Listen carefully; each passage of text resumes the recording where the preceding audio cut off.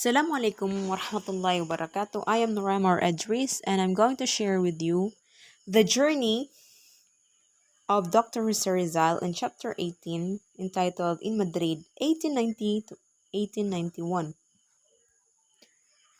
Dr. Jose Rizal described Madrid as one of the most pleasant cities of the world as it partakes at the same time of the spirit of Europe and of the Orient. Early in August 1890, dumating si Dr. Jose Rizal sa Madrid. He tried all legal means just to seek justice for his family and the Calamba tenants pero walang nangyari. Disappointment after disappointment piled on him until the cross he bore seemed insuperable to carry. He almost fought two duels, yung isa ay kay Antonio Luna and the other one is with Wenceslao Iratana.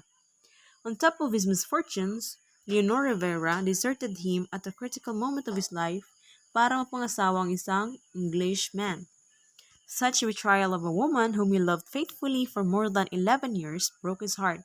But fortunately, Dr. Rizal survived the bitterness. Failure to get justice for family.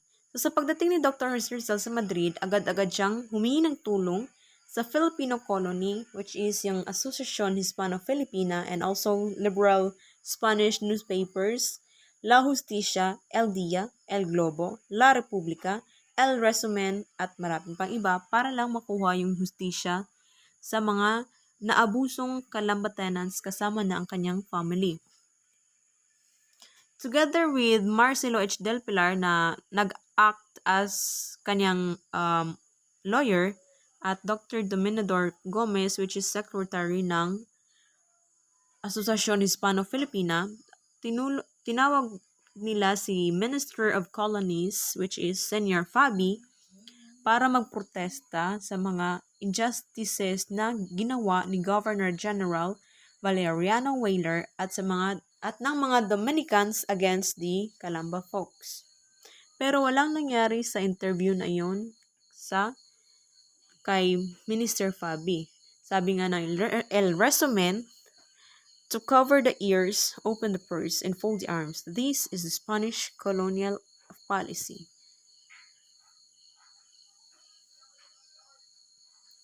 More terrible news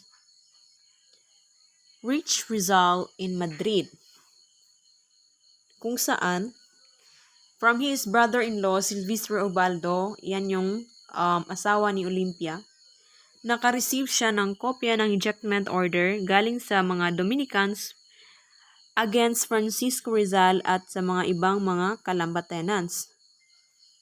Galing naman sa kanyang kapatid na si Saturnina, nalaman niya ang deportation of Pasiano Rizal, Antonino Lopez, Silvestre Ubaldo, Tiong, Mateo Ilihorde, and Dandoy, which is Dr. Rizal's relative to Mindoro, na kung saan they were arrested in Calamba at na-shipped out sa Manila noong September 6, 1890.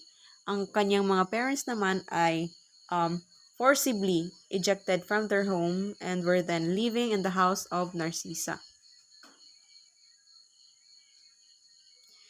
Sa pagkadesperado ni Dr. Jose Rizal, humingi siya ng tulong sa liberal Spanish statesmen who were former members of the ministry, kagaya ni na Becerra, Maura, at etc. Pero again, he was disappointed for these statesmen merely gave him honeyed words of sympathy and nothing else. So, sa mga panahong ito, si Blumentritt na nasa late marriage, narinig niya ang problema ni Dr. Jose Rizal. And tinulungan niya or sinabihan niya si Dr. Jose Rizal na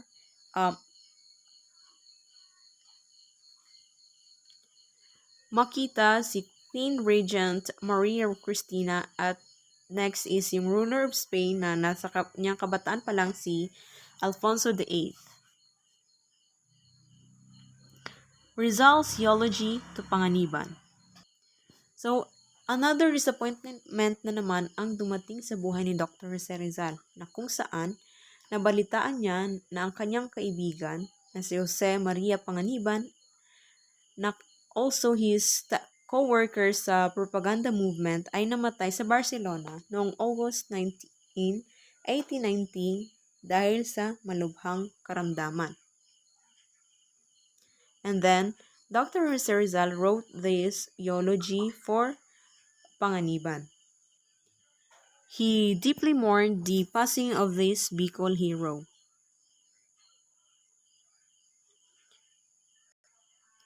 His eulogy speaks as this: Panganiban, that excellent companion of labor and difficulty, that amiable friend and countryman beloved, has just described to the tomb of the early age of 27 years. So 27 years ang age ni Panganiban nung namatay siya. We just caught his last whisper, saw him expire in our arms, as it were, and it seems as if we are listening to his phrases, saturated with energetic patriotism, inspired by the purest love of his native land. His was a desperation to die far, very far from the native soil, separated from his family, from his deepest affection, and in the flower of his youth, in his rosiest illusions and hopes, when a rosy future was in sight. That is why his last words were of loving remembrance of his idolized fatherland, were a heartfelt farewell to the Philippines. And if we still take into account certain events of his life consecrated to a most vehement love of his native land, we understand the sorrow his heart must have felt to see buried with him legitimate hopes, ardent desires, and just aspirations. August 19, 1890 was the day of mourning to the numerous Filipinos in Europe. So lahat ng mga Filipino sa Europe ay nagdadalumhati sa pagkamatay ni Panganiban. And another coincidence naman ang nangyari wherein for a day, the same month and day of the year just passed kung saan another friend and countryman Feliciano Gonzalez Timbang ay namatay noong August 19, 1891. Panganiban, endowed with uncommon talent, with privileged intelligence, and with indefatigable industry, was one of sacred and legitimate hopes of his unfortunate country. That head has been buried in the dust, that vigorous intelligence has been prematurely ended. So sa pagkamatay ni Panganiban, isang malaking kawalan ito para sa ating mga Filipinos kasi another patriot had died without even seeing the rosy future. And that could be all of the chapter 18. Kung saan mapapansin nyo na puro disappointments and misfortunes yung na-experience in Dr. Jose Rizal. Thank you for listening.